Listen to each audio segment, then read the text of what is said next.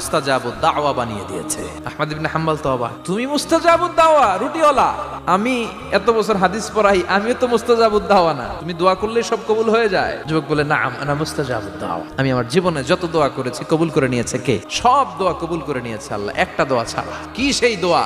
যুবক এবার বলতে শুরু করলো, আমার জীবনে যে দোয়াটা আল্লাহ কবুল করে নাই সেটা হচ্ছে আমি আল্লাহর কাছে অনেক চেয়েছি, অনেক দোয়া করেছি, যে আল্লাহ শুনেছি এই জামানার সবচেয়ে বড় মুহাদ্দিস, তার নাম নাকি ইমাম আহমদ ইবনে হাম্বল, আল্লাহ তোমার কাছে আমার চাওয়া আমি যেন এই ইমাম আহমদ ইবনে হাম্বলের দেখে মরতে পারি।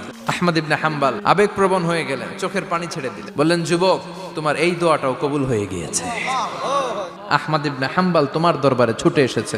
যুবক চোখের পানি ছেড়ে দেয়, যুবক চিৎকার মেরে ইমাম আহমদ ইবনে হাম্বলকে জড়িয়ে ধরে, হাতে হাত রেখে মুসাফা করে, কপালের মধ্যে চুমু খায় আর আল্লাহর শুকরিয়া করে বলে, ও ইমাম, আসলে এই দোয়াটাও আল্লাহ আজকে কবুল করে নিল।